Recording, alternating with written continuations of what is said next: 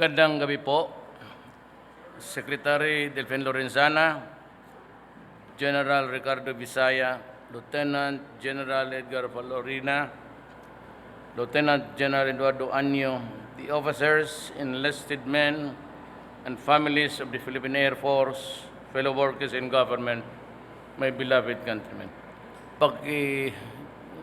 Just sit down and... Budol fight na eh. Paghuwat mo ha. Well, I will be brief. Maybe your commanders will pass the word to you that I am committed to your modernization. And you will get it during my time. Kasi yung timeline na ipinakita sa akin was within the timeline of my presidency. Kung buhayin pa ako. Ang problema niyan, baka mahulog na wala na. No more. So, in the fullness of God's time, you'll get what you want and more. Ganito yan eh.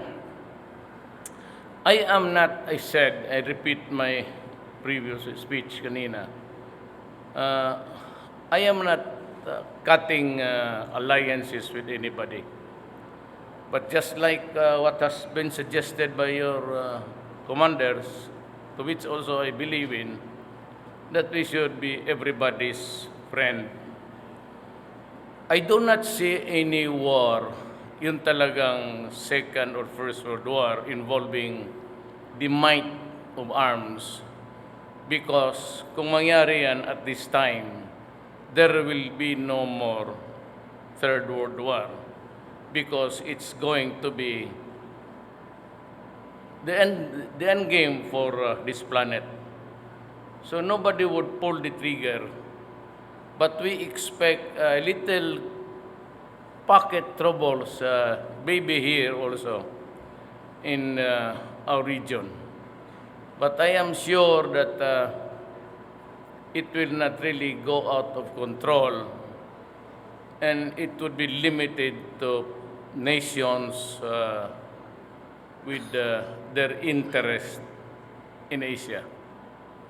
Ako at this time, I said, we are not cutting umbilical cords, but I would not also want to place my country in jeopardy. Ayaw ko yung mga hostile na, yung pang-away ng galaw. For example, China knows that we are really entitled. Hindi naman, wala tayong magbulahan. Nanalo tayo sa arbitral. So China knows that we have a claim there that is legitimate. But the problem is they are also claiming it as a territory. I would like to make it clear again, ang ating territorial limits are about 12 miles from the seashores. Yung coastal, the low water, the receding between a high tide and low tide, you begin to count there and you have to get to the 12-mile limit. That is the territorial integrity of the Republic of the Philippines. Beyond that is our own sariling exclusive economic interest. Kung bakit nga, lahat ng bayan yan meron. Binibigyan lahat. Parang, ito, fish pond mo to. Ito yung mga isda mo, dyan mo kain. At ano yung nasa ilalim niyan, which may be really oil or gas. Yan ang ibig sabihin. Ito yung fish pond mo. Kanya-kanya tayong lahat ng all nations are given that 200 na delineation. Ito lang China is something which is really matagal na yan. Ngayon lang yan puputok. But that historical insistence also to the historical property, they say, has been there several years. Panahon pa ng itong Seato pa noon. Used to be itong ASEAN ngayon. That is the predecessor. Yun na yun, noon pa. But they just also kept quiet. I do not know because they are now in power and they have the military superiority in this region. Kaya ganon ang labas ng... That is what we call geopolitics. Yung politika sa mga regions ng buong mundo. But I said we have a problem of terrorism, and I'm sure ibigay ko naman yung my thoughts to you, or at least my guidance to your officers. You have to learn a little bit yung sino yung kalaban mo. Kalaban mo dito, it could not be more than 50. Even in Hulo, the firefighter would last for about 1 hour, 2 hours, and it could not be a thing of something like more than 50. Ito yung tatlo, apat. It could be in the urban, it could be in the rural areas. They are in small numbers, highly agile, always suspicious. Ganon yan. Pag-aralan mo yung profiling, start to profile yung galaw ng mata, ng movement, yung native dialect niya. Those are the things that you should. I'm not saying that for the Moro people. Of course, I am half Moro or 1/4. My mama is a mestiza Maranao. My lola is the Maranao. My lolo, Chinese. So, kayong mga Moro dyan, do not be offended. Kasi what we are talking is the republic against the enemies of the state. It has nothing to do with bigotry or discrimination. Far from it. Far from it. If there's anybody na ilitse-litse mo yung mga incheck dyan, I should be the first one offended. But that is not it. Our talk is limited to the protection of our country. Now, isang and besides, I said, you'll get in the pipeline, but some of you your offers have been to Russia and others to China. The offers are coming in, and I hope I would not disappoint anybody there. Huwag na natin pag-usapan yung alitan because I am just insisting on our... Ayaw ko kasi na yung i-criticize ako na ngayong presidente na ako. I can accept criticism, even blunt ones. Ang problema kasi noon, mayor ako, at yun na yung binibira sa akin. But it started with politics. Pero totoo yan. Nung nag-mayor ako, nag-harden talaga ako, otherwise walang mangyari sa siyudad ko. So I said, kayong mga kriminal, mga durugista, mga gun for hire, kidnapping, araw-araw. Sabi ko, hintuan na ninyo yan. Kasi pag hindi kayo huminto o umalis dito sa siyudad ko, papatayin ko kayo. Ay talagang hinirita. Wala akong tagoy. Talagang hiniritan ko. Na doon criticize, okay lang. Because mayor lang ako eh. But ngayon presidente na ako, you should be careful. If you want to attack me or to lecture on me, do not do it in public. Just like isang presidente, pati si UN, when you lecture on me, nagagalit ako. And what is highlighted as actually yung reaction ko. Hindi yung ginawa nila sa akin. Because at first, dito politika yan eh. Yung tumatakbo na ako ng presidente. Pero totoo, hindi ko dinideny. Ang sinasabi ko lang, do it the proper way. If you want to criticize me, you bring the matter to the United Nations. Tapos tawagin nilang attention ko, then I will answer. Maybe in writing or send somebody there. If I cannot go there personally. Huwag naman yan basta tayo because hindi mo ako bata-bata.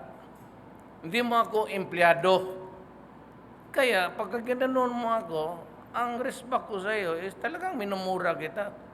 Who are you to lecture on me? May problema ako dito, sabi ko nga, sabi ng PDEA ni General Santiago, 3 million.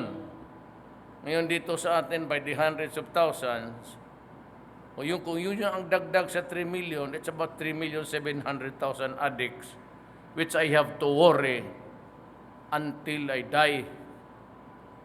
Biro mo naman yan, million.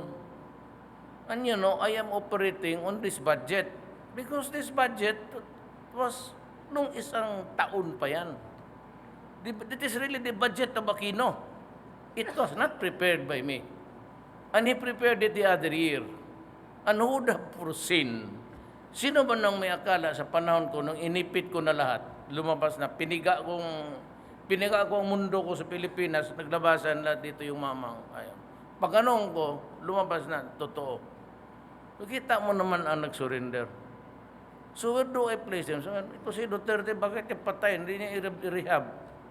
Sana maghanap ng rehab? Ang Air Force may budget, sarili, akin. Wala namang budget for rehab na for the so many thousands na tinamaan. Because it's not in the budget of this year. So, cost anong lang muna ako, yung mga pare nagtutulong-tulong, eh salamat naman. But you know, yung this might outlast me or me interdicting it and putting it to stop. Ang hiniing ko lang sa inyo, kayong mga sundalo ng Pilipinas, kung it will outlast me at nandyan pa yan, wala na ako, bilang lang naman ng isang presidente, I would just like to ask you a favor. Huwag ninyong hayaan na talagang itong country will take a deep spin and because you will compromise our children and their children. Yung mga apo ninyo. So, yan lang yung ko. Baski nasabihin ninyo, wala kayong sundin sa style ko, it's okay. It's no problem actually. But what I'm just asking you is that if it did outlast me, kung mamatay ako at hindi ako nakatapos, or for any reason, whatever, then ang tingin ko lang sa inyo, from your commander to, isa lang. Huwag mo lang hayaan ang kawawa ang Pilipinas pag gano'n. Kawawa talaga. And the reason why wala akong magawa ko ito, because pumasok ang polis, pumasok ang huwes, pumasok ang politiko. Yang sa Quezon kay Alcala, publicly sabihin ko siya, totoo yan. Ginanong ko lang kasi, alam mo, marunong mag-maneuver. Hayaan mo muna, sabi ko, para i-timing mo. Kasi kung malaman nila yun, wala kang makuha dyan because of their connections. Mayor dito, yung governor. And to think na kung hindi ako na presidente, hindi mo masita itong mga to. Mayor? Eso. Puro bodyguard, puro police, puro mga hoodlums. Kasi pati yung police, takot. Eh kung unit ka lang dyan. Tapos sabi ko sa kanina, nagmura ako, bigyan ko kayo ng 24 oras, kundi patayin ko kayo. Yung panahon nakita natin, tatakbo-takbo sila, pawis-pawis. Kung hindi ako na mayor, hindi mangyayari yun. Maniwala nga. And I'm not trying to pull my own chair. I'm not saying na the only one. Pero, karaming pwede. Pero kami yung si stage, ni isa doon, wala pwede. Sabi, harap-harapan?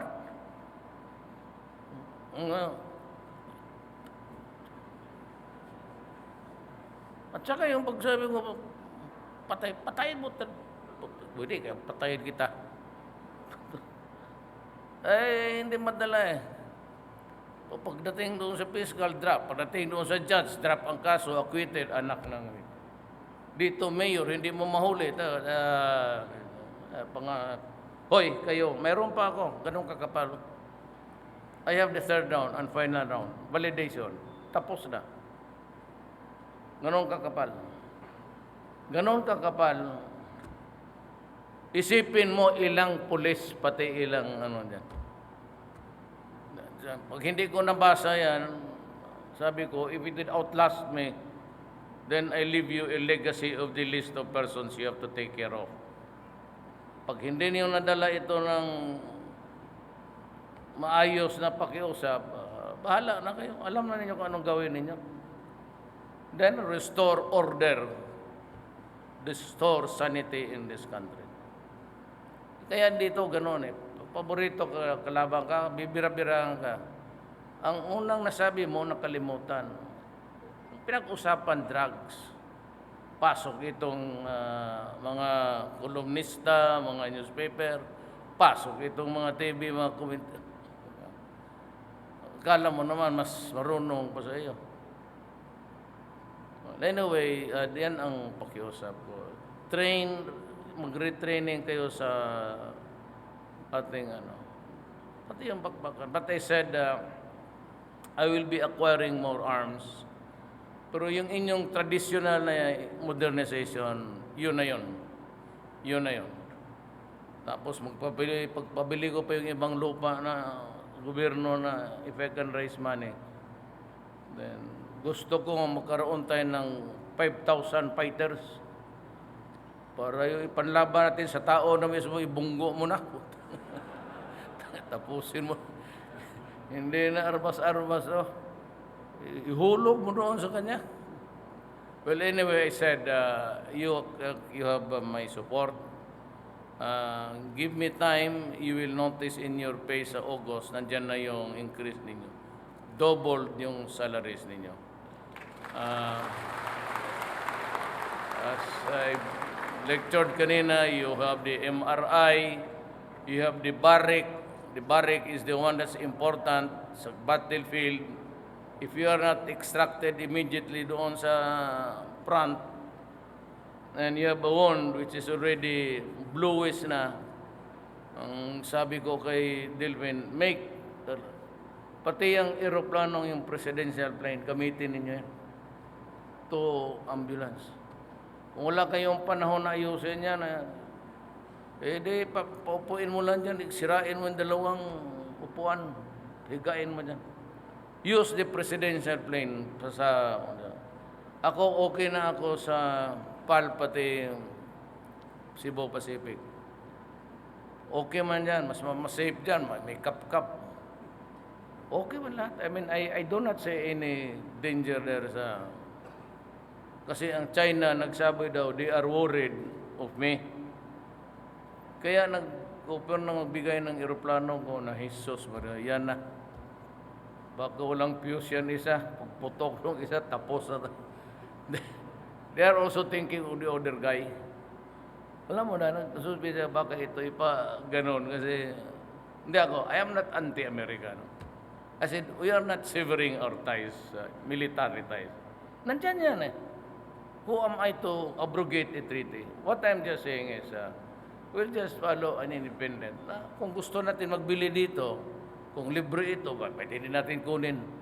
Kaibigan, salamat. Dito, Mayor, ito, regalo namin sa iyo. Ito na plano. Sige, bigay ko sa Air Force. Gamitin nyo yan. Kasi, bahala kayo dyan. Inyo na yan. So that is it. It's almost 5 billion plus yung sabi ko kaya isang kumanda lang yung medical services. Isang kumanda lang sa wala na yung separate checker kasi magbayaran pa kaya magulok. Saka I want a clearer line there sa kasi lastly 2 minutes. Alam mo nakasira sa bayan natin. Alam niya kasira sa bahay natin. Sabi ko, para tayong nasa runway, nakaganon. Tangina na, ang piloto, sige lang, nagsabi na yung tower, take, lift ka na, lift. Hindi mag-lift, kaya corruption. Taas, pati baba. Dito, pagdating niya, sa immigration, sa custom, kuna na. Sabi ko, wag din yung gawin sa panahon. Hindi kayo. But I'm telling everybody, do not do it in my time because I promise the Filipino a clean government. It will be a clean government. Wala talagang corruption yan. Lahat na. Pati ang exemption of taxes na waiver ng billion sa taas. Billion ang laro nila dito, maniwala kayo. We have a receivable from an energy plant of 7 billion. Ni-waive. For what reason, I really do not know. And only one man can waive it. 7 billion i-waive mo for what? So, walang bayaran dito. Basta mayaman, lusot yung mga aeroplano. Ngayon, everybody will just have to behave. Wala tayong problema because kayo regimented to behave. Ang korupsyon ng sa gobyerno, ang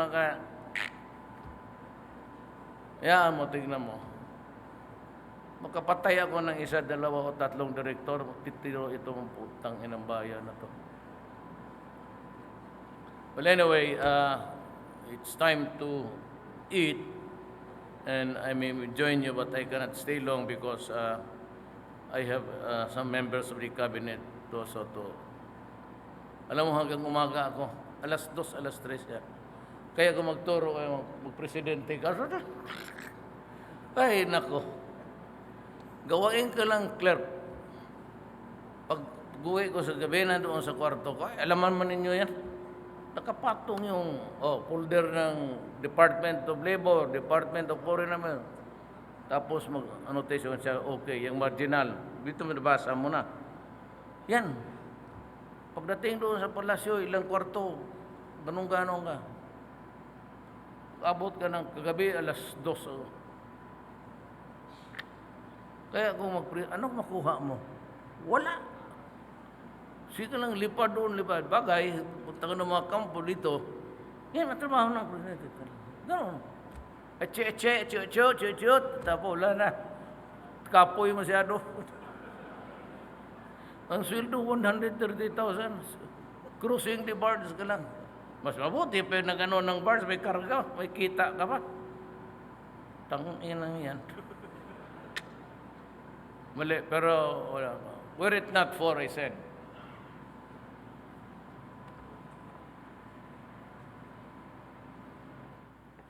Kung wala yan, ano yun ito, Bobis? Babay. Totoo, babay. Kayo na lang dyan. Kaya lang, I think that it is the will of God. Wala akong partido, wala akong pera, but I think God wants me to do something. Kasi ng Diyos na, huwag ka munang mag-retire, mamatay yung Air Force, ayusin mo muna. At ayusin natin, you love it. Magandang gabi po.